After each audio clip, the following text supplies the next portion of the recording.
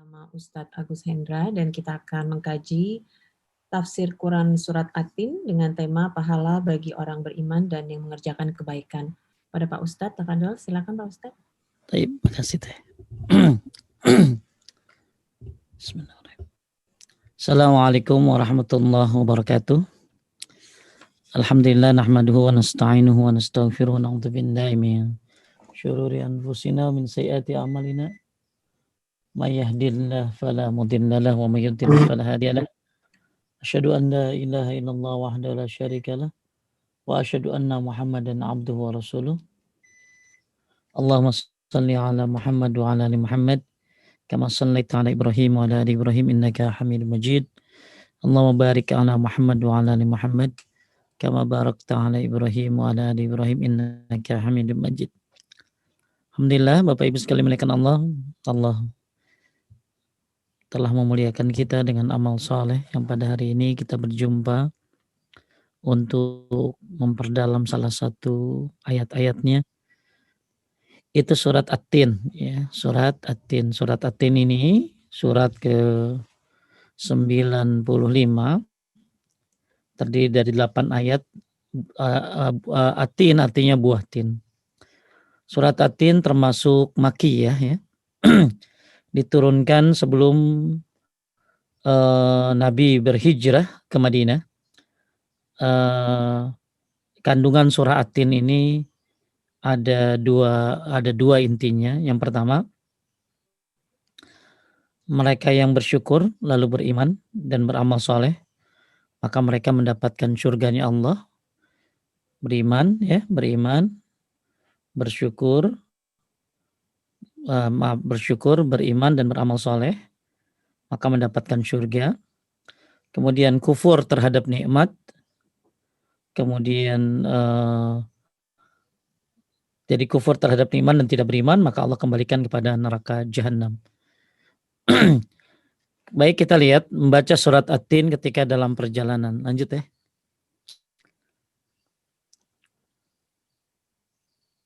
Belum di ini ya. Belum di share screen. Baik. Kelihatan teh? Belum Pak, ya. Oke. Baik. Bismillah. Membaca surat At-Tin, ada Pak. Lanjut. Membaca surat At-Tin ketika sholat dalam perjalanan. Malik dan Syu'bah berkata dari Adi bin Sabit dari Al-Bara bin Azib, Nabi SAW membaca dalam perjalanannya surat At-Tin pada salah satu rokaat dari 2 rokaat sholat yang beliau kerjakan. Aku belum pernah mendengar seorang pun yang lebih bagus suaranya dan bacaannya daripada beliau. Hadis ini diriwayatkan oleh para penyusun Kutubus Sittah dalam kitab mereka. Baik, jadi hadis ini kapan Nabi baca surat At-Tin? Salah satunya ketika dalam perjalanan dan waktu itu sholat Isya. Jadi buat Bapak Ibu yang pengen pengen mengamalkan surat ini, maka silakan membacanya waktu sholat, ya, sholat Isya sebenarnya. Di sini tidak disebutkan sholat Isya. Artinya pada saat 1 rakaat di 2 rakaat sholat yang beliau kerjakan. Yang saya tahu, annahu kana fi safarin fasallil Isyal akhir faqara fi ihdi rakaatin bitin waz zaitun. Jadi di dalam tafsir Ibnu Katsir ini tidak disebutkan sholat apa, tapi setahu saya dalam riwayat Muslim disebutkan sholat Isya, ya. Jadi teh alia ataupun teh-teh lainnya kalau lagi safar, ya, kemudian sholat Isya, kan sholatnya di qashar tuh, ya, maka boleh baca salah satu dalam sholat Isyanya itu surat At-Tin. Pernah juga dalam riwayat lain Nabi sholat subuh dalam perjalanannya membaca surat Zalzalah. Ya, Zalzalah. Bahkan Nabi membacanya dalam 2 rakaat. Zalzalah rakaat pertama, Zalzalah ke rakaat kedua. Kalau di sholat Isya ini salah satunya surat At-Tin. Baik, bisa diamalkan insya Allah kalau yang lagi ada yang safar. Kemudian kita lihat Bismillahirrahmanirrahim. Wattini wazzaitun wa turi sinin wa hadzal baladil amin. Laqad khalaqnal insana fi ahsani taqwim. thumma radadnahu asfala safilin illa alladhina amanu wa 'amilus salihati falahum ajrun ghairu mamnun. Fama yukazzibuka ba'du fiddin alaisallahu biahkamil hakimin. Artinya teh? Demi buah tin dan buah zaitun, dan demi bukit Sinai, dan demi kota yang aman ini, yaitu kota Mekah. Sesungguhnya kami telah menciptakan manusia dalam bentuk yang sebaik-baiknya. Kemudian kami kembalikan dia ke tempat yang serendah-rendahnya, yaitu neraka. Kecuali orang-orang yang beriman dan mengerjakan amal saleh. Maka bagi mereka pahala yang tidak ada putus-putusnya. Maka apakah yang menyebabkan kamu mendustakan hari pembalasan sesudah adanya keterangan-keterangan itu? Bukankah Allah hakim yang seadil-adil? Baik, Bapak Ibu sekalian dimuliakan oleh Allah, Al-Aufi meriwayatkan dari Ibnu Abbas radhiyallahu an bahwa yang dimaksud dengan Atin ialah Masjid Nabi Nuh yang terletak di atas Gunung Al-Judi. Mujahid berkata lafaz Atin yang dimaksud dalam ayat ini adalah buah tin. Jadi ada yang bilang Atin ini adalah Masjid Nabi Nuh yang terletak di Gunung Al-Judi. Tapi yang paling banyak adalah berpendapat tin ini adalah buah tin. Ya, Atin ini adalah buah tin.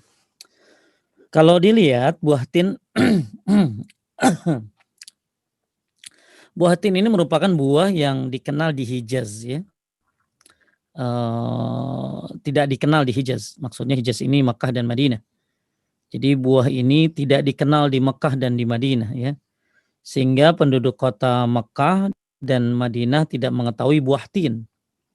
Buah ini tumbuh di negeri Syam, Suriah, Lebanon, dan Palestina. Ini buah tin. Kalau Anda pergi ke Palestina, maka banyak buah tin, ya, buah tin. Jadi Mekah dan Madinah tidak mengenal ini, ya, tidak mengenal buah tin, ya. Kalau sekarang banyak. Jadi buah tin ini sumbernya tumbuhnya itu di daerah Syam, ya, di negeri Syam maksudnya, yaitu Suriah, Lebanon, Palestina kalau sekarang, ya. Nah, ada yang menyebutkan bahwa ada ulama menyebutkan bahwa buah tin ini adalah buah yang paling mirip dengan buah-buahan di surga. Jadi ada yang menyebutkan buah tin ini adalah buah-buahan yang paling mirip. Ingat, kalau mirip belum tentu sama rasanya, ya. Bisa jadi mirip tapi belum tentu sama rasanya. Tentu di surga lebih segalanya. Tapi mirip bisa saja. Jadi buah-buahan di surga ini katanya mirip dengan buah tin. Sehingga Allah bersumpah dengannya. Ini dalam tafsir Al-Baghawi disebutkan demikian.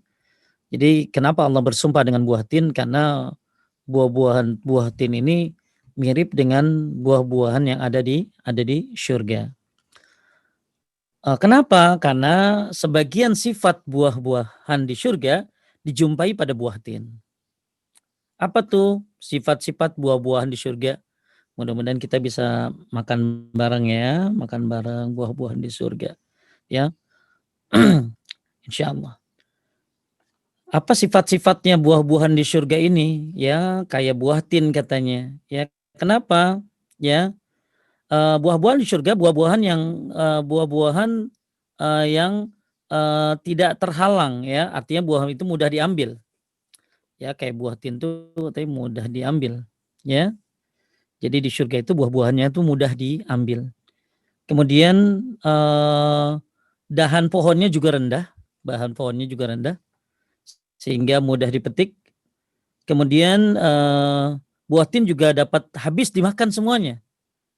Jadi kalau kita makan buah kan biasanya kulitnya nggak dimakan, ya. Nah, kalau buah tin ini ya udah rendah, mudah dipetik, mudah diambil, kemudian bisa dimakan semuanya. Hal ini tidak seperti buah-buahan yang lain, ya, yang biasanya tadi kulitnya nggak bisa dimakan. Itulah persamaan buah buah surga dengan buah tin, ya. Dan banyak sekarang ilmuwan yang meneliti bahwa tentang keajaiban buah tin ini yang ternyata mengandung gizi yang tinggi dan dapat menjadi obat.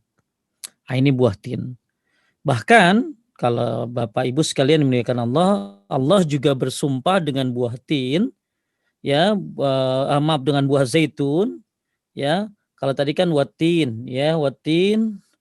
Kemudian kita bahas sekarang zaitun. Jadi sudah selesai ya. Watin ini kebanyakan ditafsirkan adalah buah tin tadi. Dan ada yang menyebutkan bahwa buah tin ini kenapa disumpah oleh Allah? Karena buah-buahan yang mirip dengan buah yang ada di surga, mirip ya.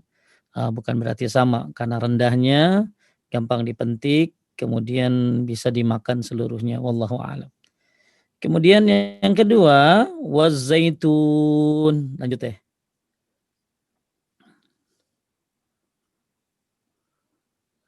Dan buah zaitun. Halo. Mengenai firman Allah dan buah zaitun, Ka'bul Ahbar, Qatadah, Ibnu Zaid, dan yang lainnya berkata, yaitu Masjid Baitul Maqdis. Mujahid dan Ikrimah berkata, yaitu buah zaitun yang biasa kalian peras. Baik, jadi kayak tadi Masjid Nabi Nuh. Sekarang ada yang bilang bahwa wazaitun ini maksudnya adalah Baitul Maqdis. Penafsiran yang lain buah zaitun itu ya buah zaitun, ya, buah zaitun. Bahkan Allah Subhanahu wa taala bersumpah dengan buah zaitun adalah buah yang menakjubkan dan buah yang diberkahi teh. Bahkan salah kata Syekh Utsaimin, kalau kita meruqyah, kemudian baca Al-Fatihah, Qul hu falak anas apa aja lah ya, ayat-ayat ruqyah, itu bagus ditiupkan kepada minyak zaitun. Ya, kepada minyak zaitun. Karena buah zaitun adalah buah yang diberkahi.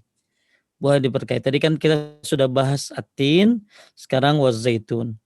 Bahkan di dalam Al-Qur'an ya disebutkan itu surat An-Nur ayat 35. Surat An-Nur ayat 35 Allah berfirman, "Wal misbahu fi zujajah. Az-zujajatu ka'annaha kawkabun durriyun yuqadu min syajaratin mubarakatin zaitunatin la syarqiyatin wala gharbiyatin yakadu zaituha yudhi'u walau lam tamsashu naru." Pelita itu di dalam tabung kaca dan tabung kaca itu bagaikan bintang yang berkilauan dinyalakan dengan minyak dari pohon yang diberkahi.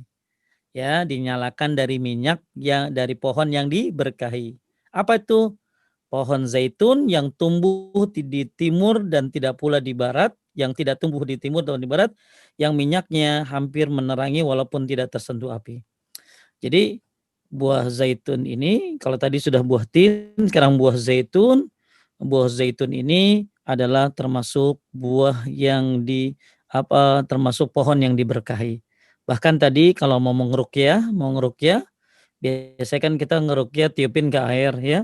Nah, ini kata Syekh Utsaimin salah satu sarana yang bagus untuk ditiupkan bacaan Fatihah kita kan kalau kita ngeruqyah boleh ditiupkan, boleh tidak ya, boleh ada ludah sedikit, maka itu bagus kalau mau ditiupkan tuh ke minyak zaitun.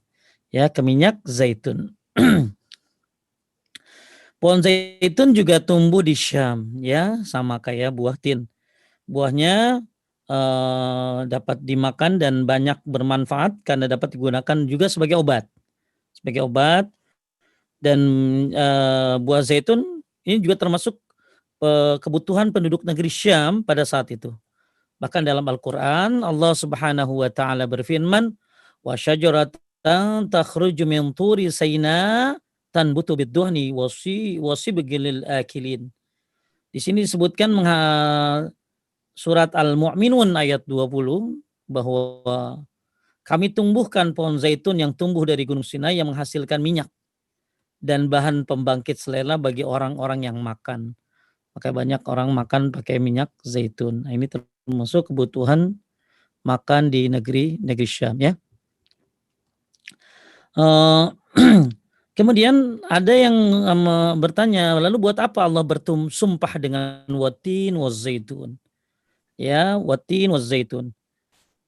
Bahwa kenapa Allah bersumpah dengan buah tin dan buah zaitun? Karena keduanya merupakan buah yang sangat menakjubkan. Para ulama menyebutkan Allah bersumpah dengan buah ini untuk mengalihkan perhatian orang yang mendengar ayat ini.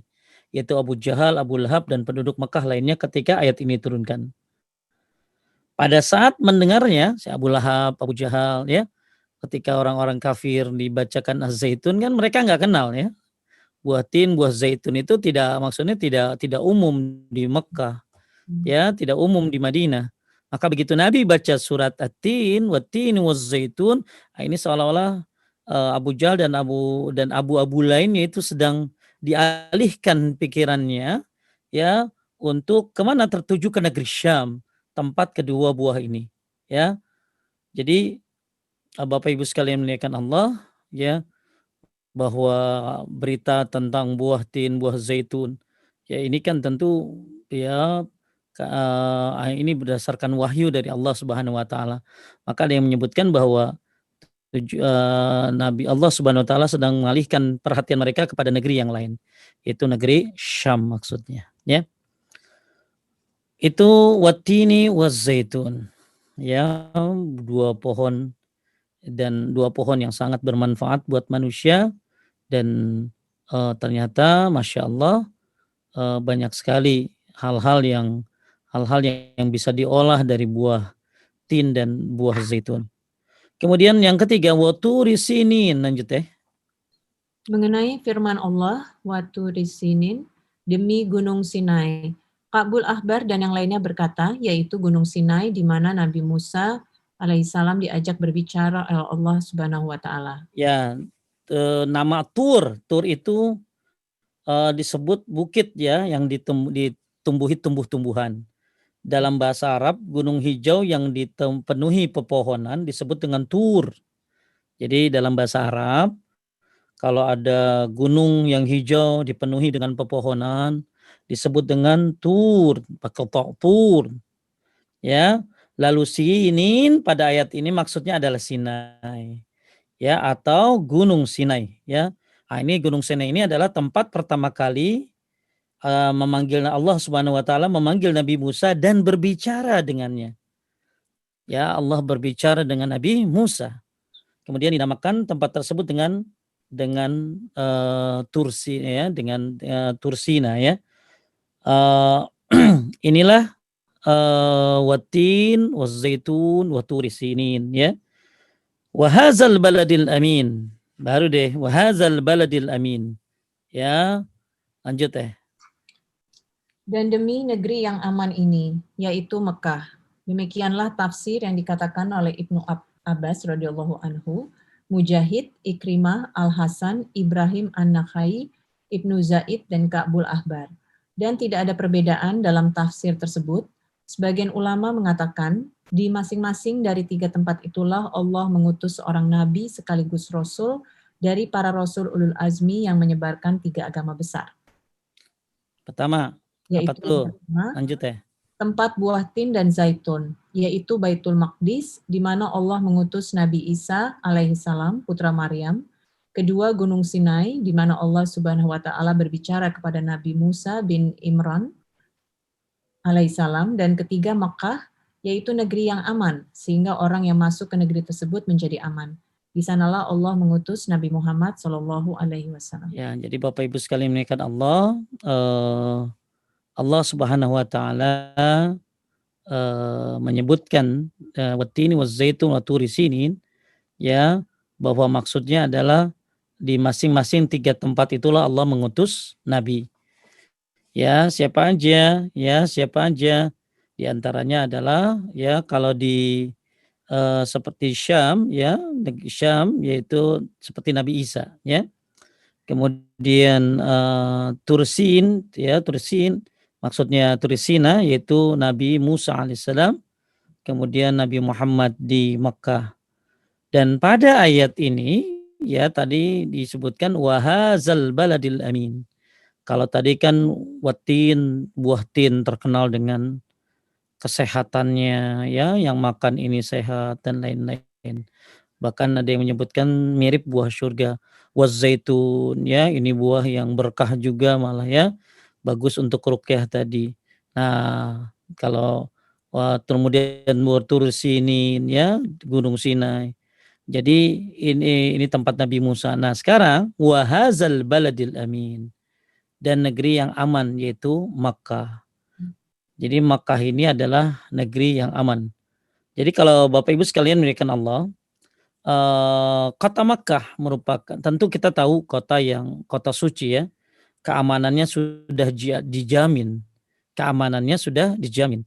Maka kita bilangnya tanah haram, ya, tanah haram. Nabi Shallallahu Alaihi Wasallam bersabda, Inna Ibrahim harrama Makkata wa inni haramtul Madinah. Jadi kata Nabi SAW, sesungguhnya Nabi Ibrahim menjadikan kota Mekah sebagai kota haram. Kota haram. Sedangkan sungguhnya aku menjadikan Madinah sebagai kota haram. Jadi yang menjadikan kota haram itu Mekah itu adalah Nabi Ibrahim alaihissalam, dan yang menjadikan Madinah kota haram adalah Nabi Muhammad sallallahu alaihi wasallam. Maka disebut dengan Haramain, ya, dua tanah haram. Jadi Makkah tanah haram, Madinah juga tanah haram. Makanya dilarang di Makkah dan Madinah itu disuruh ngapain? Ya, dilarang untuk berburu, ya, berburu binatang, ya, dilarang untuk mematahkan pohon, ya. Tapi ternyata ya banyak orang-orang ngambilin pohon-pohon yang ada di Makkah, ya, khususnya kalau nggak salah di Jabal Nur atau Jabal Sur, ya, diambilin pohon-pohonnya. Bahkan ada yang mengambilnya dengan cara diseset-seset kulitnya dan buat dijadikan jimat. Nah, ini termasuk salah satu kesyirikan. Jadi kata Nabi SAW, Ibrahim menjadikan kota Makkah sebagai kota haram dan Nabi Muhammad yang menjadikan Madinah sebagai kota haram. Dan Makkah adalah disebut dengan Baladil Amin, kota yang aman. Makanya kalau sudah ada di Makkah ya jangan keluar lagi kecuali untuk pulang, ya. Makanya salah satu alasan tidak umroh berulang-ulang ketika di Makkah adalah kalau udah saat masuk kota Makkah ya udah banyakin tawaf, nggak usah keluar lagi dari Makkah ke Tan'im, karena Tan'im itu di luar tanah haram. Tan'im itu di luar tanah haram, Ibu ya. Jadi banyak orang kan kalau umroh tuh berkali-kali berpulang, wow, besok umroh lagi, besok umroh lagi, besok umroh lagi, sampai ada yang palanya rambutnya disisain, nih buat besok nih, ini buat besok nih tahallul nih, ini buat besok nih, sisain rambutnya tuh. Jadi kenapa tidak perlu umroh berulang-ulang? Karena sudah berada di tanah haram. Ya, sudah berada di tanah haram, maka hendaklah jangan keluar kecuali untuk pulang. Kenapa? Anda sedang berada di wilayah yang aman. Sebagaimana firman Allah Subhanahu wa taala, jadi keamanan kota Makkah ini sudah ada sejak zaman jahiliyah, ya. Bapak Ibu sekalian, ya, sudah ada sejak zaman jahiliyah. Bahkan Allah berfirman, "Wa man dakhalahu kana aminan." Barang siapa yang masuk ke kota Makkah, maka amanlah dia. Ya, siapa yang masuk kota Makkah amanlah dia. Maka kalau udah di dalam ya jangan keluar kecuali untuk pulang ke Indonesia. Ini enggak. Ada yang udah di dalam maka pulang ke Jeddah, berangkat ke Jeddah, padahal juga nanti dia ke Jeddah lagi. Dia ke Jeddah mau pulang, kagak sabar nyari parfum katanya. Ke mana tuh toko-toko yang murah-murah, ini murah, ya, nggak tahu bener murah apa kagak. Ya. Ada yang lihat macam-macam, padahal udah di dalam ya harusnya banyakin ibadah, ya, banyakin tawaf, ya, nggak usah banyakin umrah, cukup banyakin tawaf saja. Maka itu yang terbaik sebagaimana pendapat Syekh bin Shalih Al-Utsaimin, ya. Dan keamanan kota Makkah sampai-sampai pada zaman jahiliyah para ahli tafsir menyebutkan orang-orang Arab dulu, ya, apabila apabila ayahnya dibunuh oleh orang lain kemudian ingin membalas dendam terhadap pembunuh ayahnya dan menemukan pembunuhnya di dalam kota Makkah, maka ia tidak jadi membunuhnya. Segitunya tuh. Segitu amannya kota Mekah. Jadi kalau ada orang pengen balas dendam sama orang yang ngebunuh orang tuanya, kemudian akhirnya setelah dia mau bunuh orang yang ngebunuh bapaknya itu, ternyata dia masuk kota Mekah, maka nggak bisa dibunuh di dalamnya. Ya, dan ini saking amannya kota Mekah. Akan tetapi, ya, keharaman membunuh di kota Mekah itu pernah dihalalkan untuk waktu yang sebentar saja untuk Nabi Muhammad SAW. Kan nggak boleh ada pertumpahan darah di kota Mekah. Maka kemudian akhirnya pernah Allah halalkan, pernah terjadi dibolehkan oleh Allah. Ya, tapi waktunya singkat. Ya, sebagaimana disebutkan dalam hadis yang diriwayatkan oleh Bukhari, wa inna ma'azina li fiha sa'atan min naharin summa adat hurmatuha al-yawm ka hurmatiha bil amsi. Sungguhnya Allah telah mengizinkanku pada suatu saat di siang hari, kemudian dikembalikan kesucian hari ini sebagaimana disucikan sebelumnya. Kenapa? Jadi dulu waktu Makkah, ya Nabi waktu menyerang, mengepung kota Makkah, Nabi ingin membunuh namanya Ibnu Khattal, ya. Nah, jadi waktu Fatu Makkah ini dibolehkan untuk terjadi pertumpahan darah, tapi hanya sebentar saja, Selanjutnya adat hurmatuhal yaum kehormatiha bil ams. Maka dikembalikan kehormatan atau keamanan kota Makkah sebagaimana kemarin. Jadi Bapak Ibu, Makkah adalah kota yang aman. Sampai-sampai Makkah dan Madinah tidak bisa dimasukin oleh Dajjal. Ya, Dajjal tidak bisa masuk ke dalamnya. Ke dalam kota Makkah dan Madinah, karena Makkah dan Madinah dijaga oleh malaikat-malaikat yang berpedang. Masya Allah, segitu Allah menjaganya. Ya, Makkah dan Madinah ya. Maka ya beruntunglah orang yang pernah pergi ke sana, ya, pernah belajar di sana, dan mudah-mudahan setelah Covid nanti Allah mudahkan lagi kita untuk berangkat ke sana. Ya, terasa kangen sekali untuk berangkat ke sana. Dan itu adalah tanah haram, ya, tanah haram. Baik, Bapak Ibu sekalian muliakan Allah. Kemudian kita lanjutkan di bawahnya, para ulama. Para ulama mengatakan. Para ulama yang mana ya Pak? Oh. Ini ya.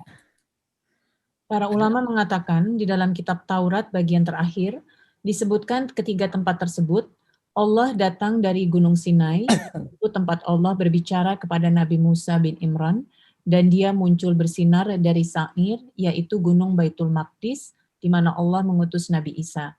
Dan Allah nampak begitu jelas di Gunung Faran, yaitu gunung-gunung yang terdapat di Mekah, di mana Allah mengutus Nabi Muhammad Shallallahu Alaihi Wasallam. Ini ada di dalam kitab apa tadi? Taurat. Ya, ada di dalam kitab Taurat. Lanjut. Jadi Allah Subhanahu wa taala menyebutkan mereka dengan memberitahukan tentang ketiga rasul tersebut sesuai dengan urutan zaman mereka. Karena itulah Allah bersumpah dengan sesuatu yang lebih mulia, kemudian dengan yang lebih mulia lagi daripada yang pertama, kemudian dengan yang lebih mulia lagi daripada yang pertama dan kedua. Baik, ya. Ini dari tafsir Ibnu Katsir. Kemudian dikembalikannya manusia. Dikembalikannya manusia ke tempat serendah-rendahnya, padahal dia diciptakan dalam bentuk sebaik-baiknya, dan akibat dari hal tersebut. Allah Subhanahu wa taala berfirman, "Laqad khalaqnal insana fi ahsani taqwim." Sungguh kami telah menciptakan manusia dalam bentuk yang sebaik-baiknya. Inilah objek sumpah yang dituju, yaitu Allah Subhanahu wa taala menciptakan manusia dalam bentuk dan wujud yang terbaik, postur yang tegak dengan anggota tubuh yang lengkap dan normal. Baik, jadi sekarang kita masuk setelah watini wazzaitun wa turi sinin wa hadzal baladil amin. Sekarang itu kan sumpahnya ya. Nah, objeknya ini. Laqad khalaqnal insana fi ahsani taqwim. Sungguh kami telah menciptakan manusia dalam bentuk sebaik-baiknya. Ya, apa maksudnya? Para salaf mengatakan, kalau tadi Ibnu Katsir bilang manusia itu wujudnya terbaik, posturnya tegak, ya, dengan anggota tubuh yang lengkap dan normal. Benar. Ya, kenapa manusia sebaik-baiknya bentuk? Nah, dalam tafsir yang lain disebutkan bahwa manusia diciptakan dalam bentuk yang paling indah. Ya, manusia diciptakan dalam bentuk tegak jika berdiri. Hal ini berbeda dengan hewan yang pada umumnya berjalan bungkuk atau merunduk, ya. Hewan sekalipun kera itu berjalannya menunduk. Ya, baik itu hewan berkaki dua maupun berkaki empat. Inilah bantahan teori terhadap teori Darwin. Ya, teori evolusi Darwin yang meyakini bahwa manusia itu berasal dari monyet. Seandainya teori evolusi ini benar, tentunya monyet yang sekarang pasti berbeda bentuknya dengan monyet yang dahulu. Pada kenyataannya tidak ada perbedaan antara monyet pada ratusan dan ribuan tahun yang lalu dengan monyet sekarang. Jadi nggak ada ya monyet sekarang jadi manusia. Ya monyet aja. Dan lihat monyet jalannya. Ya, dia tidak tegak seperti manusia. Makanya kata Ibnu Katsir tadi bahwa manusia fi ahsani taqwim. Maksudnya apa? Allah ciptakan dalam bentuk wujud yang terbaik bahkan terindah. Dengan apa? Postur yang tegak. Gak ada yang tegak kecuali manusia.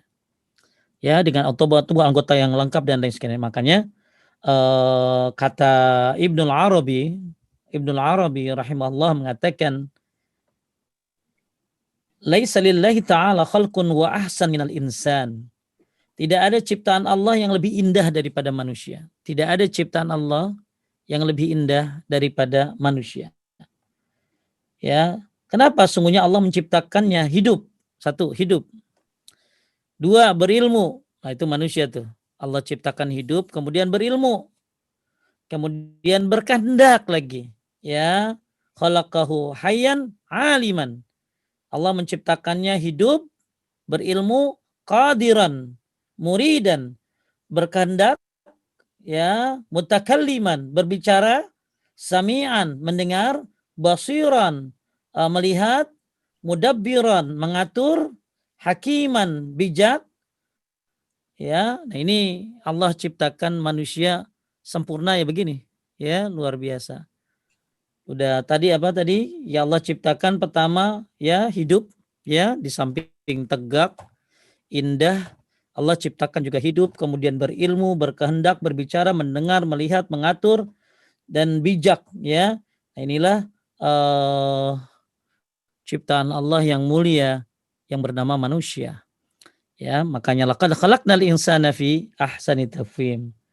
Bapak Ibu sekalian muliakan Allah, maka dalam Al-Quran surat Az-Zariyat ayat 21 Allah berfirman, wa fi anfusikum afala tubsirun, dan pada dirimu sendiri maka apakah kamu tidak memperhatikannya? Pada dirimu sendiri apakah kamu tidak memperhatikannya? Ya, wa fi anfusikum afala tubsirun, dan pada dirimu sendiri apa kamu tidak memperhatikannya? Coba kita perhatikan diri kita. Nah, ini makhluk Allah yang mulia. Ya, laqad khalaqnal insana fi ahsani taqwim, dipertegas lagi di surat Az-Zariyat ayat 21. Coba kita lihat deh. Wah, para dokter mungkin lebih ini ya, lebih ngerti tentang tubuh-tubuh kita. Ya, mereka bisa lebih lebih bagus ininya ya, bersyukurnya. Ya, salah satunya adalah katanya kabel saraf mata itu jumlahnya 20 juta. Masya Allah. Kabel saraf mata jumlahnya 20 juta. Ya, setiap saraf memiliki fungsi masing-masing yang akan membantu penglihatan kita sehingga menjadi pandangan kita tajam dan detail. Masya Allah. Ini saraf yang ada di mata. Ada 20 juta katanya. Coba siapa yang bisa menciptakan ini kecuali Rabbul Alamin. Ya, makanya laqad khalaqnal insana fi ahsani taqwim. Allah telah menciptakan kita dengan bentuk yang sebaik-baiknya. Apa tuh? Tegak, ya, kemudian lengkap dan normal.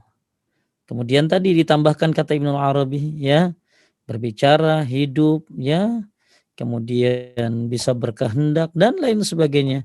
Nah, ini hanya diberikan oleh Allah kepada manusia. Tapi ayat selanjutnya, lanjut ya. Allah Subhanahu wa Summa, ta'ala berfirman, "Tsumma radatnahu asfala safilin." Kemudian kami kembalikan dia ke tempat yang serendah-rendahnya, yaitu ke neraka. Mujahid, Abdul Aliyah, Al-Hasan, Ibnu Zaid, dan yang lainnya menafsirkan demikian. Setelah diciptakan dengan bentuk yang baik dan rupa yang elok, maka tempat kembali mereka adalah di neraka jika mereka tidak mentaati Allah dan tidak mengikuti Rasul-Rasulnya. Karena itu Allah Subhanahu wa Ta'ala berfirman, "Illal ladzina amanu wa amilus solihati," kecuali orang-orang yang beriman dan mengerjakan kebaikan atau amal saleh. Masya Allah. Jadi Bapak Ibu, setelah manusia diciptakan dengan bentuk yang baik, rupa yang elok, ya, maka tapi sayang ternyata tempat kembalinya adalah neraka. Naudzubillah. Oleh karena itu, yang sudah cakep, yang sudah cantik, maka percantik dengan ibadahnya.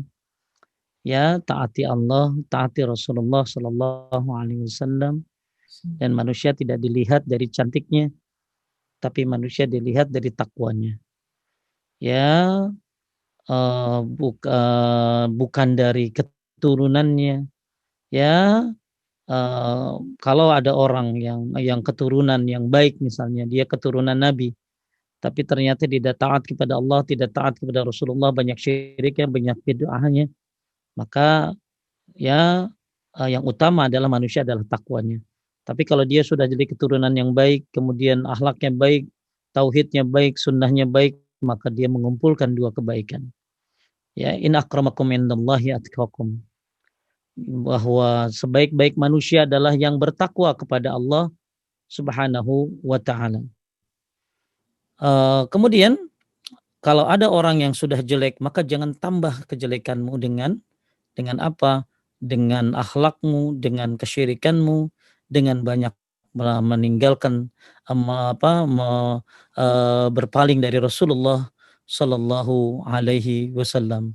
Jadi Bapak Ibu sekalian muliakan Allah, ini ada dua tafsiran sebenarnya, ya. Ada dua tafsiran yang berkembang di kalangan ulama tentang summa radatnahu asfala safilin. Manusia akan dikembalikan kepada derajat yang paling rendah. Maksudnya adalah neraka. Derajat yang paling rendah adalah neraka. Makanya jika mereka tidak mentaati Allah dan mentaati Rasul, maka ya neraka baginya. Illa alladina amanu. Kalau di dalam kitab At-Targhib wa Tarhib disebutkan yang dinisbatkan kepada Ibnu Abbas, illa ini katanya kecuali ini penafsiran yang kedua nih. Illa di sini kecuali orang yang baca Quran. Maksudnya apa? Tafsir yang kedua, bahwa manusia itu jatuh ke tempat yang rendah adalah pikun. Jadi kalau Ibnu Katsir lebih memilih bahwa manusia itu sebaik-baiknya bentuk, kemudian akan dikembalikan pada derajat yang paling rendah, maksudnya adalah neraka. Ya, maka kemudian Allah berfirman kecuali yang beriman dan beramal soleh. Ingat, beriman dan beramal soleh. Beriman yang pertama. Ya, karena mungkin ada orang yang beramal soleh tapi tidak beriman. Ya, maka kita beriman dan beramal soleh. Maka Allah akan hindari kita dari sejelek-jeleknya tempat kembali, dari sejelek-jeleknya, serendah-rendahnya tempat, yaitu asfala safilin. Dan tapi sebagian ulama menafsirkan ya bahwa yang dimaksud tempat yang rendah ini maksudnya adalah pikun. Makanya disebutkan, lanjut sebagian ulama. Sebagian ulama menafsirkan ayat kemudian kami kembalikan dia ke tempat yang serendah-rendahnya, yaitu dikembalikan ke usia yang tua renta atau pikun. Pendapat ini diriwayatkan dari Ibnu Abbas dan Ikrimah, bahkan Ikrimah mengatakan, siapa yang menghafal Al-Quran, maka ia tidak akan mengalami kepikunan. Ini juga ya, nih. Makanya Bapak Ibu sekalian muliakan Allah, ada dua versi tafsir daripada asfala safilin. Yang pertama, bahwa manusia itu diciptakan dengan sebaik-baiknya bentuk, tapi kemudian dilemparkan tempat terendahnya adalah neraka. Maka hendaklah beriman dan beramal saleh. Tempat serendah-rendahnya adalah neraka, naudzubillah. Tapi tafsir yang kedua, maksudnya asfala safilin ini, manusia ini, laqad khalaqnal insana fi ahsani taqwim. Allah ciptakan kita dengan sebaik-baik bentuk, ini maksudnya akal. Ya, akal. Ya. Kemudian Allah rendahkan dengan serendah-rendahnya, maksudnya pikun. Maksudnya pikun. illa kecuali, makanya kecuali ini kata Ikrimah, kecuali yang saya baca sih ada lagi dari Ibnu Abbas, illa alladziina aamanu wa 'amilus shalihati, ini maksudnya adalah kecuali orang yang menghafal Al-Qur'an. Ya, siapa yang menghafal Al-Qur'an maka tidak akan mengalami kepikunan. Ya, ada lagi pendapat yang lain bukan menghafal, baca Quran. Ya, ini kayaknya ibu-ibu senangnya yang baca nih. Ya. Jadi setahu saya ada pendapat yang lain bukan ngafal tapi baca. Siapa yang baca Quran akan dihindari dari kepikunan. Ya, siapa yang kalau kata Ikrimah, siapa yang ngapal Quran akan dihindari dari kepikunan. Makanya ibu-ibu kan takut banget kalau pikun ya. Pikun mah nggak enak atuh. Ya, nggak enak. Makanya kita kalau pengen gak pikun ya beramal soleh yang banyak ya, kemudian bacalah Al-Quran ya. Nah, saya dulu pernah ada nenek-nenek umur 100 tahun ya di Tasikmalaya. Di Tasikmalaya itu ada nenek-nenek dia sama orang sih pikun ya, sama orang pikun. Sama orang nggak tahu ini siapa nggak tahu. Tapi baca Qur'annya tuh udah ratusan kali hatam dicatat sama anaknya tuh. Sampai kayak di penjara, Teh Alia kalau orang di penjara kan suka pakai Romawi itu ya. 5 gitu ya, apa? 5 di garis apa? Gini-gini tuh apa? 1 1 1 1 terus begitu 5 garis berarti 5. Ya, terus lagi 1 1 1 garis lagi 5 10 berarti kan. Jadi sampai saya lihat catatannya itu wih ya sampai di tembok apa catatannya itu? Ya, saya lupa di tembok apa di buku. Ya waktu itu saya ngejenguk dia sakit. Ternyata emang nggak kenal. Ini siapa nih gitu ya. Tapi begitu baca Quran nggak pikun dia. Begitu baca Quran nggak pikun, baca terus dia. Masya Allah. Sampai anaknya nyatet udah ratusan kali itu nenek itu hatam. Bahkan pernah ada viral ya di Instagram. Ada orang gila tapi ternyata ya baca Quran yang dia baca tidak lupa. Nah ini ya Bapak Ibu sekalian muliakan Allah, intinya kata Ikrimah ya, siapa yang hafal Quran tidak akan pikun. Kemudian kata Ibnu Abbas, tahu saya siapa yang baca Quran tidak akan pikun. Maka yang nggak bisa ngafal ya bacalah yang banyak. Mudah-mudahan Allah hindarkan kita dari kepikunan ya. Jadi ada 2 tafsir. Yang pertama tempat kembali serendah-rendahnya adalah neraka, yang kedua tempat kembali serendah-rendahnya adalah pikun maksudnya. Nah, sekarang ya ayat yang selanjutnya ya falahum ajrun ghairu mamnun. Ya, kalau yang ini kita lewat karena pendapat dari beliau. Jadi kalau Ibnu Katsir pilihannya ayat ini neraka, yang paling rendah itu neraka. Kalau ulama yang lain enggak, maksudnya pikun, ya. Kemudian falahum ajrun ghairu mamnun. Lanjut teh. Maka mereka akan mendapatkan pahala yang tidak ada putus-putusnya, yaitu tidak pernah berhenti. Ya, yakni tidak pernah berhenti. Baik. Nah, baik. Selanjutnya. Jadi ayat yang selanjutnya falahum ajrun ghairu mamnun. Ghairu mamnun ini ada 3 penafsiran. Yang pertama artinya ghairu mankus, artinya tidak pernah berkurang. Kemudian ada lagi yang mengatakan ghairu mamnun, artinya ghairu maqtu', tidak terputus. Ada lagi yang terakhir ghairu mahsub, artinya tidak ada batasannya. Ya. Jadi arti daripada apa ghairu mamnun. Mari kita coba lihat tafsirnya. Illal ladzina amanu wa amilus solihati falahum ajrun ghairu mamnun. Maka kalau kita kembali kepada penafsiran Ibnu Katsir bahwa tempat manusia itu diciptakan dengan sebaik-baiknya bentuk ya, kemudian dikembalikan pada tempat yang rendah yaitu neraka, kecuali illal ladzina amanu wa amilus solihat, kecuali orang beriman dan beramal soleh, maka falahum ajrun ghairu mamnun. Orang beriman, orang beramal soleh akan mendapatkan pahala apa tuh? Tidak pernah terputus, tidak pernah dikurangi, dan tidak ada batasan. Masya Allah. Asal beriman dan beramal soleh. Contoh ya, Teteh orang tuanya ada yang masih sehat dua-duanya? Dita sama Cinta masih sehat. Enggak, kalau Teteh? Oh, Mama. Mama udah? Bapak nggak ada. Bapak nggak ada. Oke, saya kan nggak kenal sama bapaknya Teh Alia. Tapi saya bilang begini, Allahumma ighfir lil muslimina wal muslimat wal mu'minina wal mu'minat al-ahya'i minhum wal amwat. Saya lagi doa, dapat nggak pahalanya?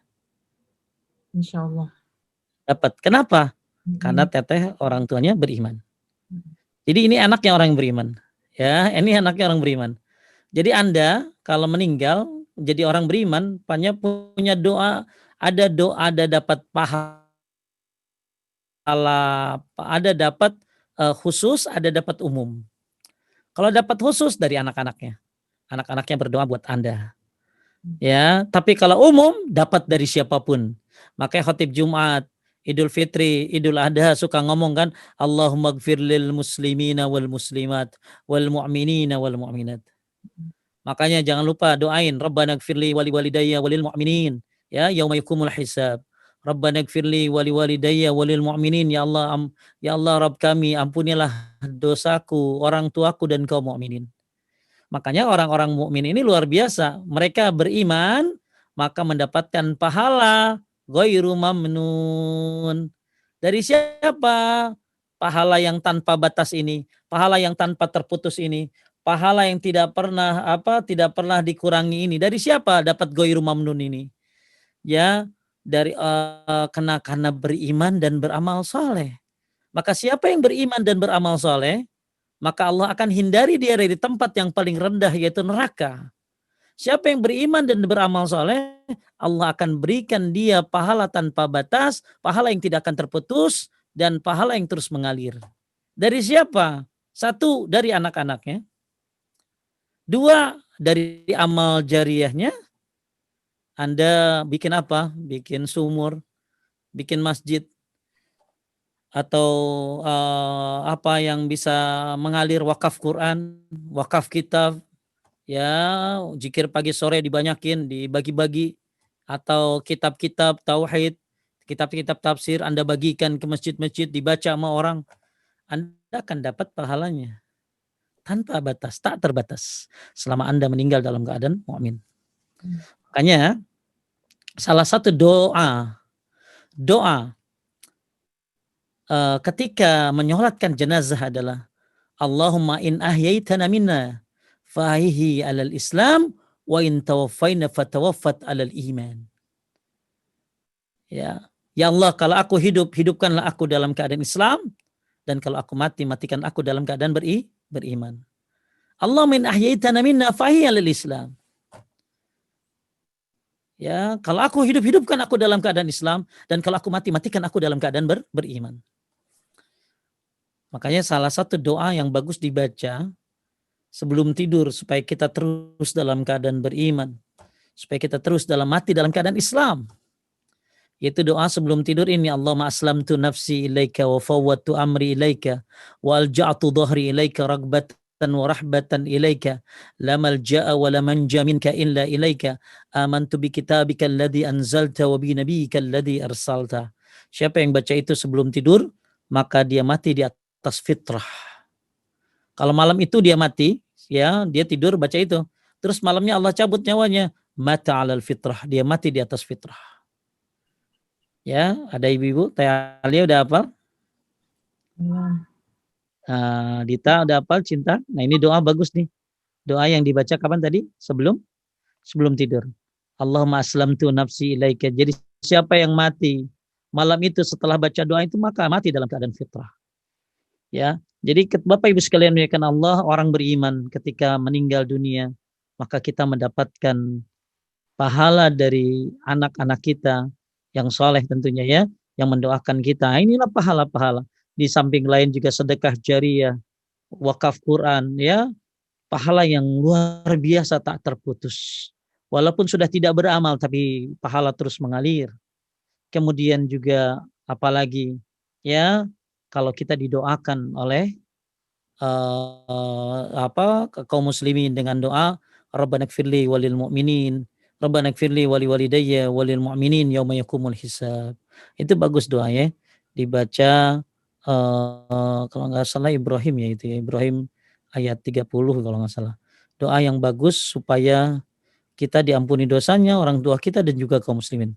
Makanya siapa yang suka mendoakan kaum muslimin muslimat itu dapat pahala, dapat kebaikan sebanyak kaum muslimin muslimat. Dalam sebuah riwayat disebutkan man istaghfara lil mu'minin wal mu'minat kataballahu bikulli mu'minin wa mu'minatin hasanah. Siapa yang memintakan ampun buat kaum mukminin mukminat, maka dia mendapatkan kebaikan sebanyak kaum mukminin mukminat. Bayangin kaum mukminin mukminat sekarang berapa? Katanya ada 1,6 miliar. Kalau duit 1,6 miliar susah ya dicarinya. Ya. Tapi kalau dapat kebaikan 1,6 miliar gampang sekali. Gimana? Kebaikan 1,6 miliar cara mendapatkannya dengan mendoakan kaum muslimin dan muslimat, mukminin dan mukminat. Ya, atau dengan doa tadi Rabbana ighfirli wali walidayya walil mu'minin. Rabbana ighfirli wali walidayya walil mu'minin. Atau kalau mau Rabbana ighfirli wali walidayya walil mu'minin yauma yaqumul hisab. Anda dapat 1,6 miliar kebaikan. Setiap sujud Anda doakan kaum mukminin mukminat dapat 1,6 miliar kebaikan. Sehari berapa kali sujud? Ya, kemudian kali setahun, Masya Allah. Banyak sekali amal yang bisa kita dapatkan dari keutamaan orang-orang yang beriman. Makanya kalau kita tidak mau jatuh ke derajat yang paling rendah, penafsir yang pertama adalah beriman dan beramal soleh. Yang kedua, kalau kita tidak mau dari bentuk yang sempurna, berakal, kemudian jatuh pikun, maka dalam sebuah riwayat disebutkan, idza maridal abdu aw safara kutiba lahu misla ma kana ya'malu muqiman sahihan. Orang itu kalau sakit dihitung pahalanya lagi sehat. Orang kalau musafir pahalanya dihitung lagi mukim. Ya, Bapak Ibu sekalian ya kan Allah, walaupun dia pikun, tapi sebelum pikunnya dia beriman dan beramal saleh. Dia biasa qabliyah ba'diyah. Dia biasa tahajud, dia biasa duha, dia biasa baca Al-Quran. Ya, sebelum pikunnya, andai dia pikun. Pokoknya sebelum pikun dia banyak beramal soleh. Begitu pikun, dia nggak bisa ngapa-ngapain lagi. Mungkin karena stroke, atau karena jatuh, atau karena apa. Dia nggak bisa ngapa-ngapain. Cuma bengong aja, nggak ingat apa-apa. Kewajiban sholat sudah tidak ada. Tapi dia mendapatkan pahala sebagaimana kebiasaannya. Dia pikun, tapi mendapatkan pahala sebagaimana kebiasaannya. Maka hendaklah kita membiasakan kebiasaan yang baik sebelum datang waktu pikun itu. Hendaklah kita membiasakan kebiasaan yang amal soleh yang banyak sebelum datang waktu pikun itu. Maka ketika datang waktu pikun, maka kita tetap dapat pahalanya walaupun tidak mengerjakannya. Kenapa? Tadi ya, iza maridul abdu aw safara kutiba lahu mislu ma kana ya'malu muqiman sahihan. Ya, dia mendapatkan pahala orang safar pahalanya dihitung lagi mukim. Orang sakit pahalanya dihitung lagi sehat. Makanya kita sering dengar jaga yang 5 sebelum datang yang 5. Di antaranya sehatmu sebelum datang sakitmu. Ya. Kemudian Bapak Ibu sekalian muliakan Allah, tadi sudah saya bahas tentang ghairu mamnun, ya, artinya tidak dikurangi, tidak terputus, ya, dan tidak ada batasannya. Ghairu manqus, ghairu maqtu, ghairu mahsub. Kemudian selanjutnya, fama yukadzibuka ba'du biddin. Selanjutnya, ya teh. Kemudian Allah Subhanahu wa taala berfirman, "Fama yukadzibu ba'du biddin." Maka apa yang menyebabkanmu mendustakan, wahai manusia, tentang hari pembalasan setelah adanya keterangan-keterangan itu? Yakni apa yang menyebabkan kamu mendustakan pembalasan di hari kiamat, padahal kamu telah mengetahui keterangan yang jelas. Di antaranya yang kamu saksikan ialah ciptaan-ciptaan Allah Subhanahu wa taala ini. Kamu pun telah mengerti bahwa barang siapa mampu menciptakan untuk pertama kali, maka pasti ia lebih mampu menghidupkannya kembali. Jadi faktor apa yang mendorongmu mendustakan hari kiamat, sedangkan kamu telah mengerti bahwa hal itu pasti terjadi? Fama yukadzibuka ba'du biddin, ya. Di sini ada kalimat fama yukadzibuka. Maka apa yang menyebabkanmu ini kemana? Pendapat yang pertamamu ini kepada orang kafir. Maka apa yang menyebabkanmu wahai orang kafir mendustakan, ya, mendustakan hari kiamat? Ada yang menyebutkan kanya ini kembali kepada Nabi Muhammad. Maksudnya apa? Maka apa yang membuat mereka mendustakan engkau wahai Muhammad sallallahu alaihi wasallam? Jadi faktor apa yang mendorong mereka mendustakan hari kiamat? Faktor apa yang mereka mendustakan Nabi Muhammad sallallahu alaihi wasallam? Ya. Nah ini kenapa manusia bisa mendustakan hari kiamat? Padahal kalau kita lihat hari kebangkitan itu pasti ada, hari kiamat itu pasti datang. Dan hikmahnya banyak ya. Orang kalau hikmah daripada percaya kepada hari kebangkitan itu banyak sekali hikmahnya. Salah satunya kita bisa cepat beramal ya. Nah, di sini ada saya rangkumkan tentang eh,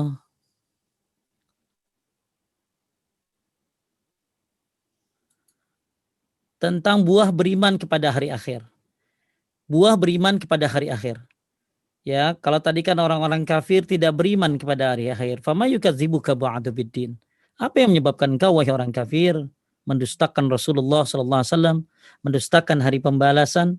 Padahal kalau kita lihat buah beriman kepada hari akhir ini satu, cinta dan semangat dalam melaksanakan ketaatan mengharapkan ganjaran pada hari itu.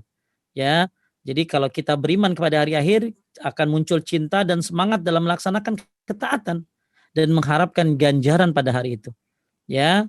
Kemudian yang kedua, ya, keutamaan kita mengingat beriman kepada hari akhir adalah lari dari perbuatan maksiat dan tidak meridhoinya karena takut akan azab pada hari itu.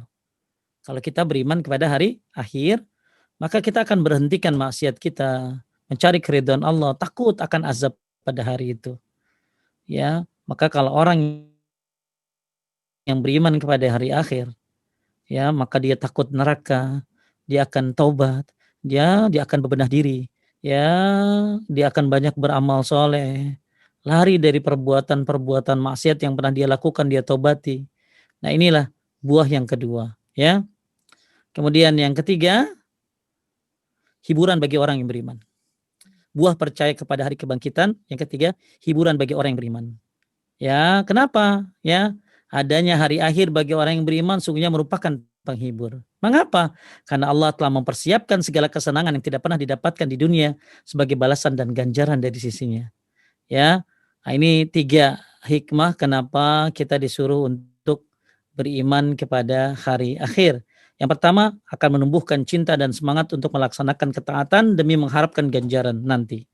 Yang kedua, ya, lari dari perbuatan maksiat dan tidak lari dari perbuatan maksiat dan takut akan azab Allah. Yang terakhir, hiburan bagi orang yang beriman. Ya, jadi mungkin ada yang susah sekarang hidupnya, maka yuk beriman dan beramal soleh. Maka nanti balasan yang sesungguhnya ada di sana. Jangan sampai di dunia susah, di akhirat lebih susah, naudzubillah.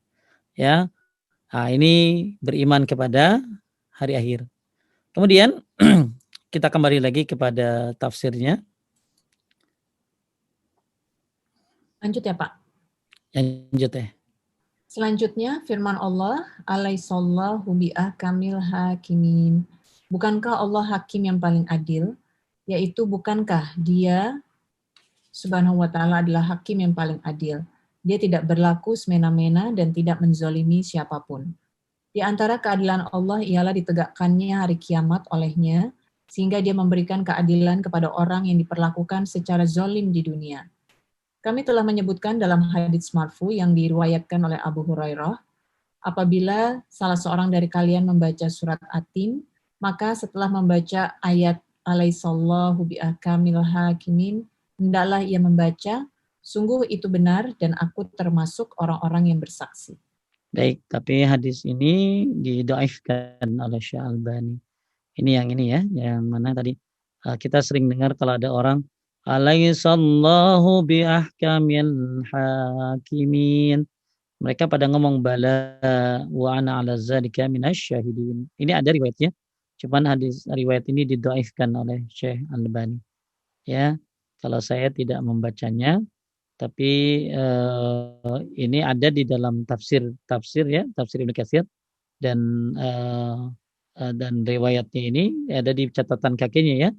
Dhaif didaifkan oleh Syekh Albani dalam Dhaiful Jami'. Bapak Ibu sekalian memuliakan Allah, Allah adalah hakim yang seadil-adilnya. Banyak di dunia mungkin ibu-ibu yang tidak menerima keadilan dari sebuah perkara-perkara kasus yang entah karena keteledoran hakimnya atau karena mungkin hakimnya memang memang yakinnya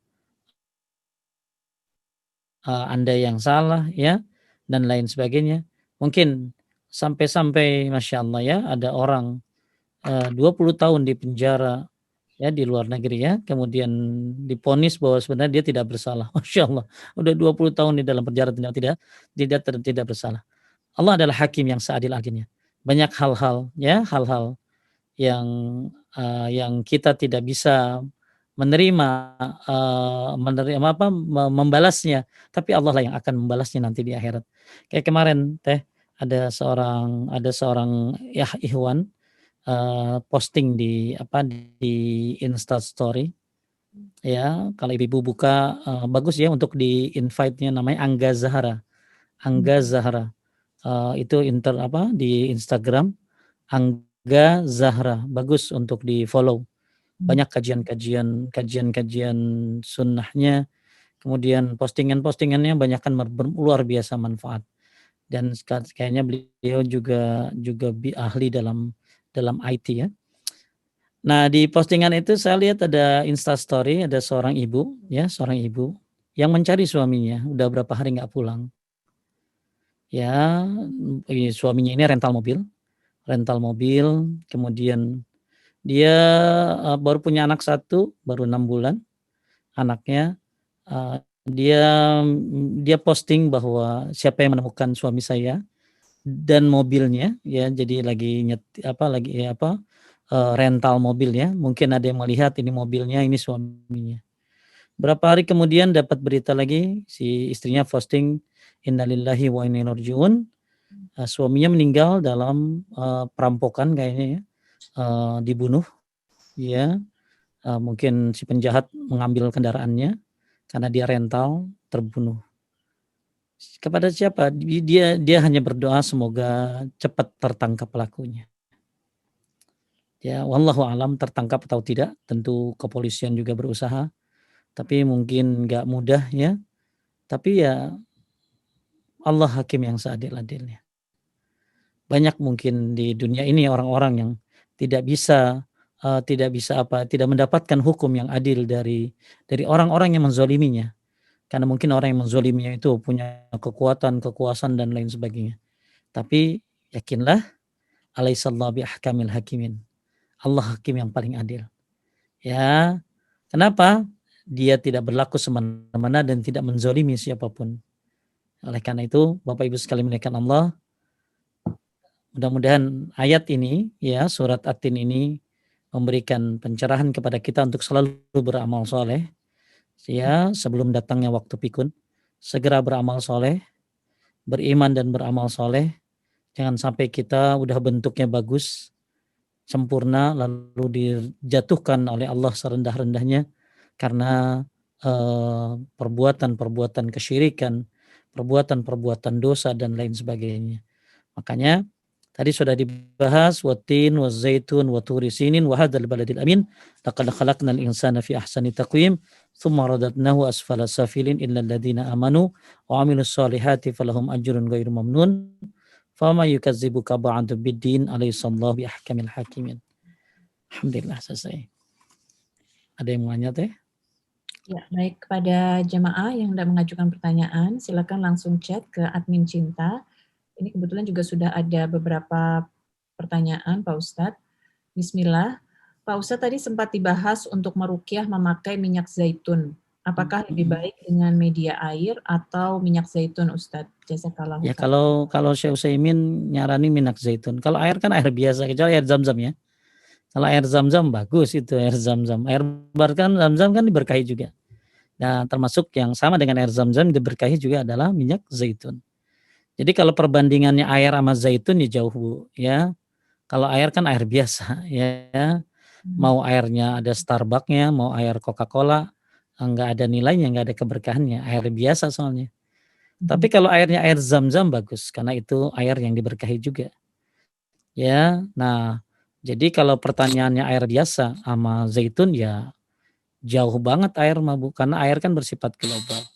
Tapi kalau zaitun ya itu memang tumbuh dari tanaman yang diberkahi. Maka kata Syekh Utsaimin, bagus meruqyah dengan media minyak zaitun karena dari pohon yang diberkahi. Kalau nggak ada, pasti banyak lah ya minyak zaitun ya Teh ya? Ya. Banyak ya? Banyak nggak? Banyak ya sekarang, cuman orang kenalnya buat ngurut doang sih ya. Ya buat ngurut sama buat, pijet, buat apa, orang taunya itu doang ya. Buat apa, buat ngurut gitu. Kulit. Padahal, buat makan ya, padahal bisa buat media untuk ruqyah, kata Syekh Utsaimin. Kenapa? Tadi tumbuh dari pohonan yang berkah. Kalau mau sejajarin ya sama air Zam-Zam ya, itu apple to apple namanya ya. Tapi kalau zaitun sama air biasa ya jauh. Nah, lanjut. Baik. Assalamualaikum Ustadz, apakah ada keutamaan buah tin untuk dikonsumsi seperti hadis keutamaan mengkonsumsi buah kurma 7 butir misalkan setiap pagi? Tidak ada secara khusus. Secara khusus tahu saya tidak ada. Cuma ada yang ini tadi wattini zaitun. Ya, jadi buah tin dan buah zaitun. Kalau kalau kurma kan ada 7 butir ya setiap hari, maka dihindari dari sihir, ada. Tapi kalau buah tin, secara ayatnya ada di sini, di Al-Quran ada ya buah tin, termasuk tadi saya sudah bacakan buah zaitun ya, apalagi ya, ayat-ayatnya tentang zaitun ada. Tapi kalau kalau cara apa ya, makan ini zaitun bakalan begini, saya tidak tahu apakah ada. Cuman buah zaitun ada, termasuk tanaman yang diberkahi. Berarti kalau diberkahi kan pasti sehat atuh. Ya, diberkahi pasti sehat. Ya, buah tin juga tadi ada yang bilang bahwa sama kayak buah-buahan yang ada di surga tadi ya. Pasti apa yang disebutkan pasti ada manfaatnya. Cuma kalau secara khususnya siapa yang makan buah tin sekian bakalan apa cantik mendadak nggak tahu saya. Ya, siapa yang ngolesi minyak zaitun, tapi yang pasti zaitun dan buah tin ada di dalam Al-Qur'an. Makanya katanya ada penelitiannya ternyata mengandung manfaatnya wallahu alam. Akan tapi keutamaannya kalau buah zaitun pohon yang diberkahi ya, kalau dan buah tin juga ada di dalam Al-Qur'an, pasti ada manfaatnya tapi saya tidak tahu ada dalil khusus. Saya ada kitab tentang, buah-buahan yang ada di Quran dan hadis ya, cuman saya belum baca buku itu, udah dipinjam sama teman tapi kayaknya belum balik, wallahu a'lam. Lanjut. Baik, Pak Ustadz, ini berkaitan dengan kepikunan. Jadi ada yang bertanya, Assalamualaikum Ustadz, semoga Ustadz dan keluarga senantiasa diberikan kesehatan, amin. Apakah pada saat pikun, lalu dosa kita masih dicatat Pak Ustadz? Dan sepikun apakah yang masuk kategori ini? Dan apakah masih berlaku kewajiban seperti sholat 5 waktu? Bismillah. Dan kemudian ada berikutnya masih berkaitan, tadi disebutkan kalau di hari tua kita tidak bisa beramal karena ada uzur seperti pikun, maka ia tetap dicatat amalnya seperti waktu masih muda atau sehat atau tidak pikun. Nah, bagaimana kalau di waktu sehatnya itu dia kurang beramal soleh dan belum sempat bertaubat sebelum dia sakit pikun, Ustaz? Ya, jadi Ibu, ada riwayat tadi saya bacakan, iza maridul abdu aw safara kutiba lahu makana ya'malu bihi muqiman sahihan. Orang kalau sakit pahalanya dihitung lagi sehat. Saya baca juga ini di dalam kitab Al-Qurtubi, termasuk buat orang pikun ya. Makanya kalau orang pikun itu berarti nggak ingat apa-apa kan? Ya, pikun. Maka ketika dia pikun Lupa-lupa gitu, 5 tahun misalnya. kan suka ada yang Gimana? lupa-lupa dikit gitu. Itu mah pikun-pikunan ya. Ibu-ibu, tapi kalau pikun sejenis-jenisnya saya kurang tahu ya.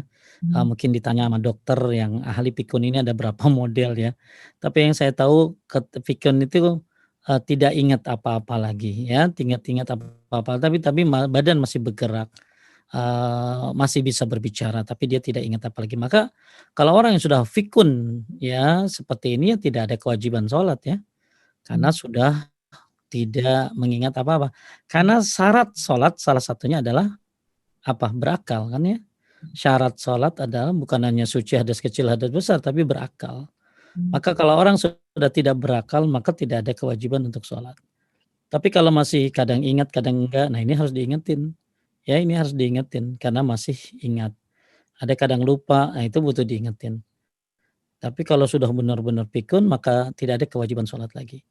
Kemudian maksudnya bukan pahala lagi muda ya Bu ya, bukan lagi pahala lagi muda. Ya, pahala sebelum dia pikun gitu loh.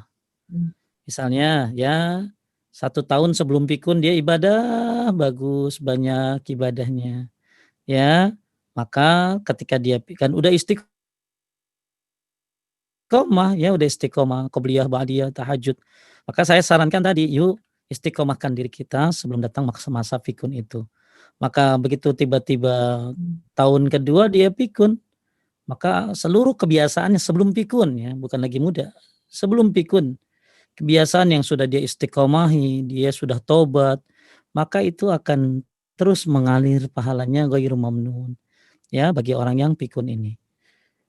Tapi kalau misalnya orang ini sebelum pikunnya banyak dosa, banyak apa, ya nggak dapat dong ya. Dia nggak dapat ya, nggak dapat kebiasaannya. Simpel aja kok. Ya, jadi kalau dia biasa beramal soleh sebelum pikunnya, dia dapat kebiasaan amal solehnya itu. Tapi kalau sebelum pikunnya dia belum tobat, belum apa, ini yang kasihan.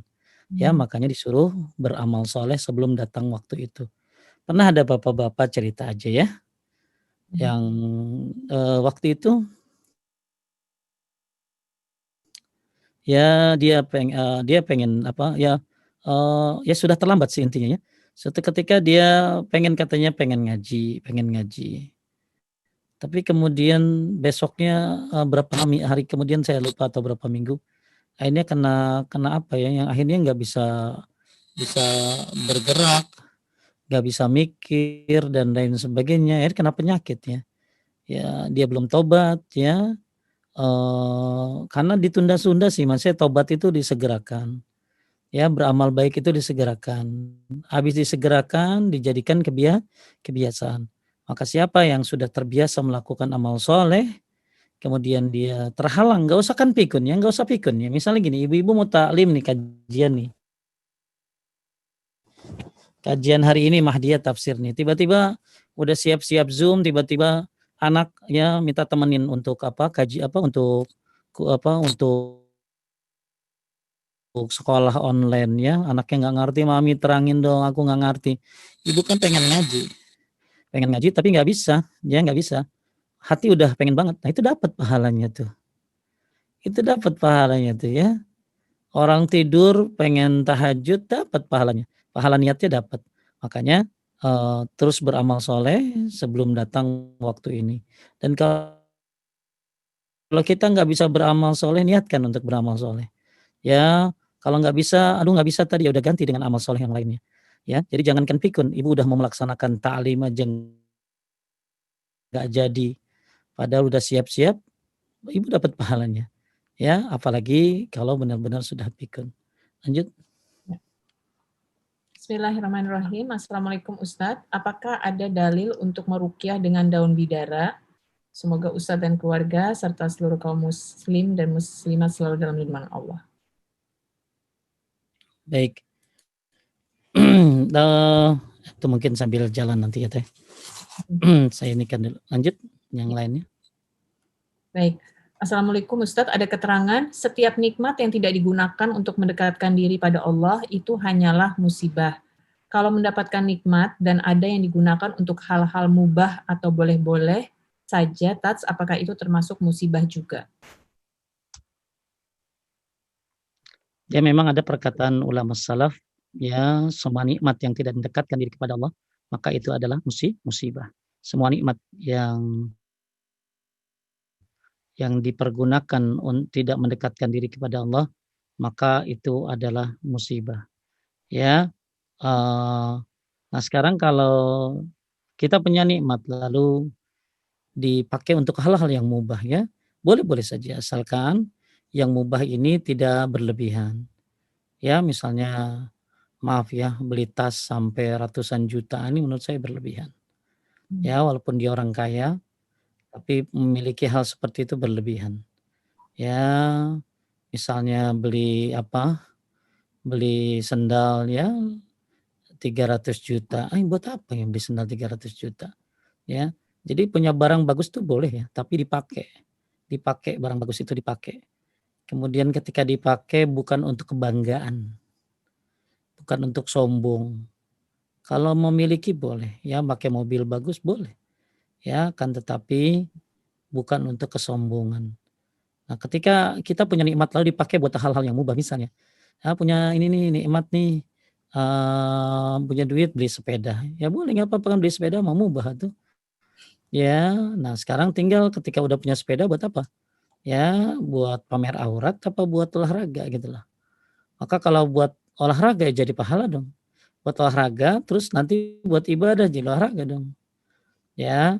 Jadi hal-hal yang mubah itu boleh-boleh saja asal tidak berlebih-lebihan.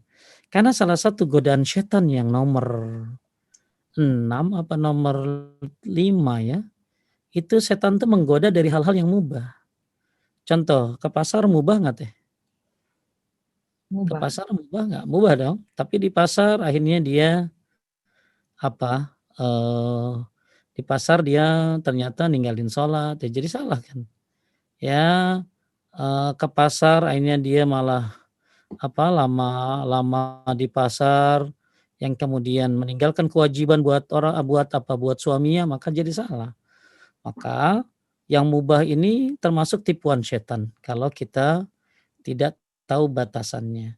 Jadi Ibu, setahu saya Ibnu Qayyim dalam kitab Al-Bada'i wal Fawaid disebutkan salah satu godaan setan setahu saya nomor 6 adalah menggoda manusia dari hal-hal yang mubah. Hal-hal yang mubah. Ya, seperti tadi ya, olahraga mubah, tapi kalau ternyata olahraga jadi ninggalin sholat, maka ini godaan setan juga. Maka hati-hati dengan hal yang mubah, jangan berlebihan dan harus tahu diri. Kemudian Ya. Assalamualaikum Ustaz, terkait pembahasan tentang teori Darwin tadi yang tentu saja dibantah dengan ayat ini, dibahas bahwa manusia tidak berasal dari monyet dan tidak juga sebaliknya. Ada kisah di Al-Quran bahwa ada umat Nabi terdahulu yang diubah Allah menjadi monyet dan babi. Nah ini bagaimana Ustadz tinjauan ilmiahnya? itu kan bukan dari monyet ke manusia, itu dari manusia ke monyet. Ya, jadi zaman Nabi siapa? Zaman Nabi Musa ya, mereka dirubah dan jadi manusia ke monyet. Ini kita bahas kan bukan masalah itu, yang kita lagi bahas itu Bu, kita lagi bahas masalah bahwa manusia ini sebaik-baik bentuk ya. Manusia ini sebaik-baik bentuk beda dengan binatang gitu loh ya. Jadi yang kita bahas manusia makhluk yang terbaik. Nah, perbandingannya sama binatang tadi ya, bandingan binatang jalannya merayap, kemudian binatang juga tidak bisa memerintah, tidak bisa berpikir, tidak bisa macam-macam yang tadi saya sudah sebutkan perbedaan dengan di antaranya jalan tegap itu hanya manusia. Tapi kalau Ibu nanya bagaimana dengan orang yang dirubah jadi monyet, jadi babi, jadi ya, dirubah jadi monyet, jadi babi, saya nggak tahu penjelasan ilmiahnya apa. Tapi ada memang manusia dirubah jadi babi. Ya, tapi itu nggak yang kita lagi nggak bahas itu. Mungkin itu dilihat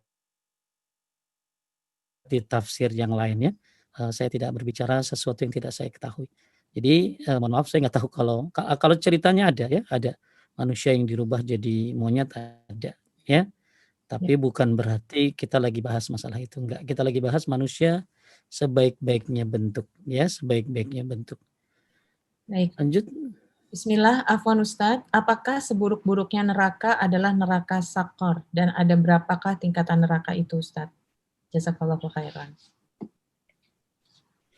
Ya, ada banyak nih neraka ya, nama-nama neraka itu banyak. Sebagaimana nama-nama surga juga ada. Ya, ada neraka jahim, ya, ada neraka apa? Ayo yang Alia tahu. Neraka jahanam. Neraka hawi, neraka hawiyah. Ya, ada lagi neraka apa? Ayo. Siapa yang tahu Ibu? Neraka Utama. hutomah. Ya, ya, jadi ada banyak nama-nama neraka.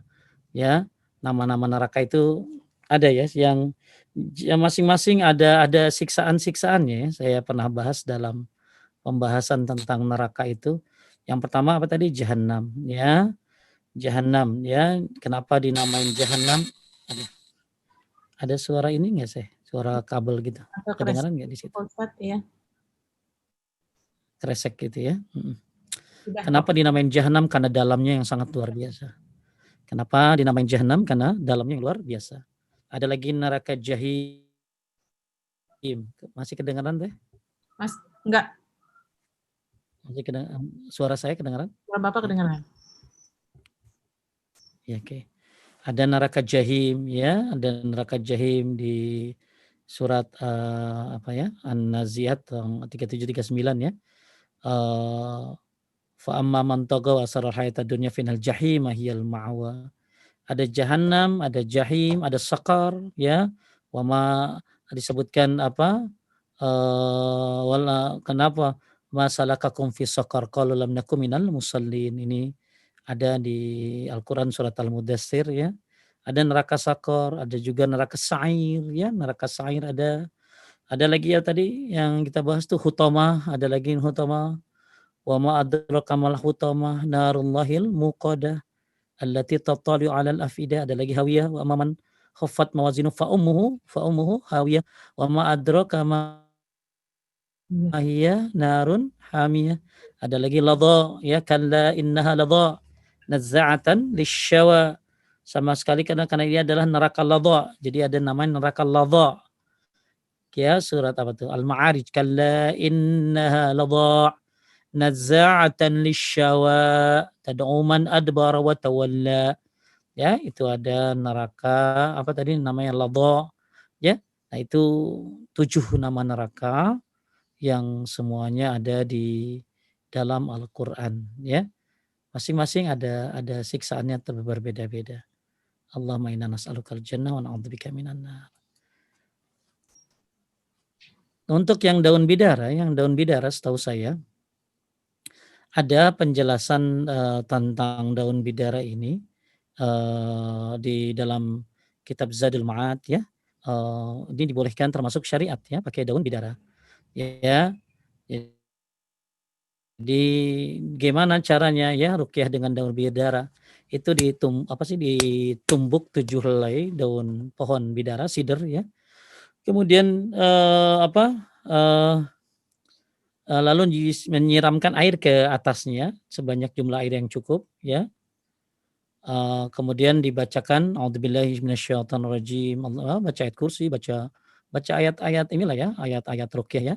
Nah, ini kemudian setelah membaca ayat-ayat ruqyah, qul hu falaq an-nas ya, maka habis itu diminumnya ya, hendaklah diminumnya 3 kali, kemudian mandi dengan menggunakan sisa air tersebut. Ya, jadi habis diminum mandi. Ya, ini insyaallah penyakit sihir akan hilang ya.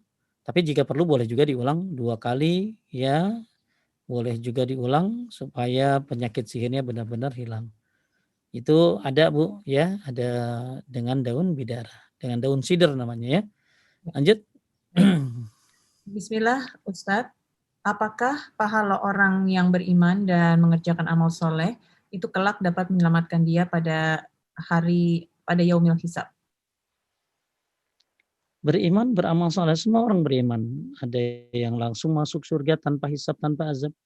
Ada yang dihisab tapi tidak hisab yang berat ya. Kemudian ada juga orang yang beriman ini disiksa dulu karena dosa-dosanya. Ya, tapi semua orang beriman akan masuk surga. Semua orang beriman akan masuk surga walaupun imannya kecil. Ya, maka hindarilah kesyirikan. Ya, hindarilah kesyirikan yang bisa membatalkan amal-amalmu. Ya, karena orang beriman ini disebut dengan orang bertakwa kan. Orang bertakwa apa? Jalanin perintahnya, jauhi larangannya. Jadi semua orang beriman insya Allah masuk surga. Tapi ada yang langsung tanpa hisab, tanpa azab. Ada yang dihisab tapi tidak berat. Ya, tidak hisab yang susah. Kemudian ada lagi yang hisabnya susah. Ini yang nanti mungkin akan nauzubillah masuk neraka dulu. Jadi ada yang langsung, ada yang dihisab tidak berat, kemudian ada yang disiksa dulu. Tapi setelah bersih dosa-dosanya baru dimasukkan ke dalam surga. Insyaallah kita tidak mengalami poin yang ketiga ini. Maka hendaklah kita semuanya bertauhid yang benar, ya. Maka tauhid yang bagus ini, ya, dan orang beriman ini orang bertauhid, ya, Bu, ya. Alladzina amanu wa lam yalbisu imanahum bidzulmin ulaika lahumul amnu wa hum muhtadun. Orang beriman dan tidak mencampur adukan imannya dengan syirik. Artinya orang beriman ini orang yang bertauhid. Ya, orang beriman ini orang yang bertauhid dan tidak mencampur adukan dengan kesyirikan akan dapat petunjuk, akan dapat keamanan. Ya, lanjut. Baik. Ustadz, apakah yang dimaksud seseorang tidak masuk surga dengan amalannya? Jazakallahu khair, Ustadz. Panjang banget, Bu. Ya, panjang banget. Jadi kalau Ibu pernah ikut kajian saya di Samarang, kita pernah bahas tentang manusia tidak masuk surga dengan amalnya. Ya, jadi manusia masuk surga itu dengan rahmat Allah Subhanahu wa taala. Tapi rahmat Allah dekat kepada orang-orang yang berbuat baik. Rahmat Allah dekat kepada orang-orang yang berbuat baik. Bukan berarti jangan sampai salah paham, ya, sampai salah paham. Saya coba singkat-singkat aja, ya. Masih banyak deh. Ada satu lagi kok, Ustadz. Oke. Jadi banyak penafsiran tentang manusia masuk dengan rahmat Allah ini. Jadi bukan berarti akhirnya kita bernyantai-nyantai, tidak beramal, ya, karena banyak perintah Allah, falyatanaffasil mutanafisun. Hendaklah berlomba-lomba. Falyamalil amilun, hendaklah beramal. Terus apalagi falstabikul khairat, ya. Banyak ayat-ayat perintah untuk beramal gitu loh, ya. Jadi banyak ayat-ayat perintah untuk beramal. Kemudian juga Nabi pernah ditanya sama sahabat, "Kita ini nungguin takdir apa beramal?" Nabi nyuruh beramal. Para sahabat pun beramal, Nabi aja beramal. Nabi aja beramal sampai sholat tahajud kakinya lihat kayak apa, sakit-sakitan.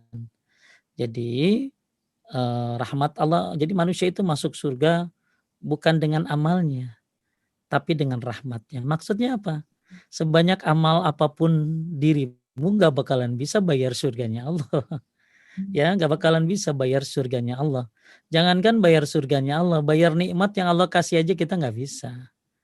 Jadi tugas kita adalah beramal. Tugas kita adalah beramal. Dan amal itu tanda apa? Tanda syukur. Amal itu tanda syukur. Tapi jangan lupa, jangan sampai banyak beramal tapi tidak beriman. Jadi kita yang diperintahkan itu adalah beriman dan beramal soleh. Beriman dan beramal soleh. Ya, jadi tugas kita beriman, beramal soleh. Terus banyakin. Tapi jangan lupa, Anda jangan sombong bahwa sebanyak apapun amal Anda tidak akan bisa membeli surganya Allah. Termasuk Nabi Muhammad SAW masuk surga karena rahmat Allah. Bahkan Nabi aja suka istighfar. Kenapa Nabi istighfar ya? Kenapa Nabi istighfar? Kalau kita istighfar banyak dosa. Kalau Nabi istighfar kenapa? Karena merasa amalnya yang dia kerjakan belum apa-apa dibandingkan dengan nikmat yang Allah kasih. Makanya kita beramal ini karena tugas kita memang beramal tujuan. Udah beramal aja, beriman, beramal itu yang tugas kita. Tapi ingat, sehebat amal apapun yang Anda kerjakan, kita masuk surga karena rahmat Allah. Kenapa? Karena amal yang kita lakukan tidak sebanding dengan surganya Allah Subhanahu wa taala. Ya, ingat rahmat Allah dekat kepada orang-orang yang berbuat kebaikan. Jadi karena ada orang yang takutnya salah paham. Ya, oh berarti kita masuk surga karena rahmat, buat apa beramal? Nah, ini orang katrok kayak gini. Ya, salah dia. Nabi aja beramal, kayak apa Nabi beramalnya?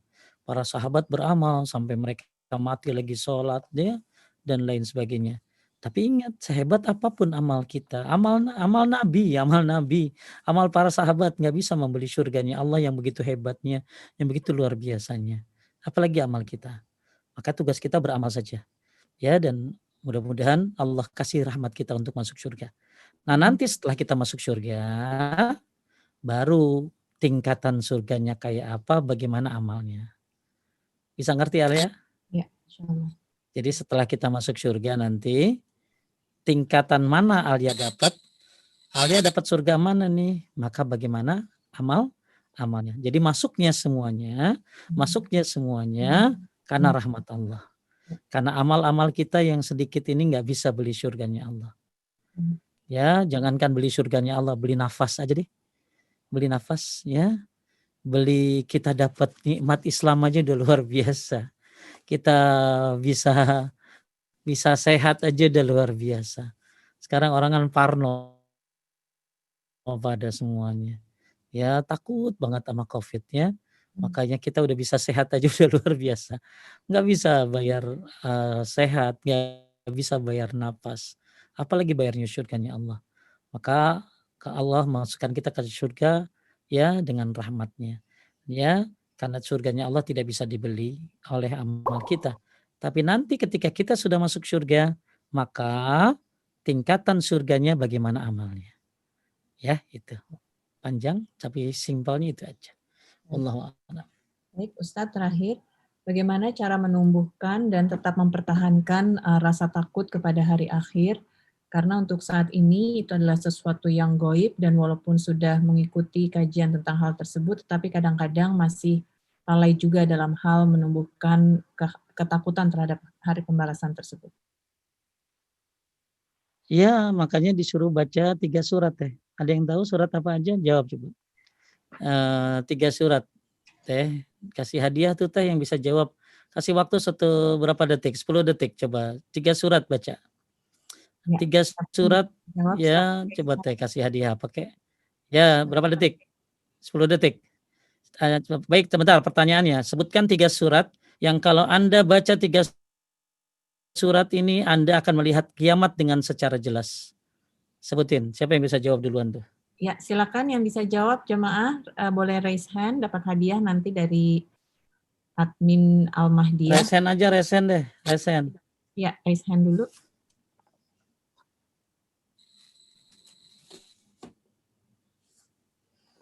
Ada yang raise hand nggak? Ada nggak teh? Ada nih Pak. Yang jawab. Ini ya. Coba jawab siapa? Ada Ukhti Reni. Silakan di-unmute. Coba dinyalain. Ya. Ukhti Reni Kendrawati, silakan. Silakan. Ya, silakan dijawab. Oh. Ya, surat Al-Insyikok, Al-Infitor sama Al-Qiyamah. Kurang tepat. Ada lagi yang lain?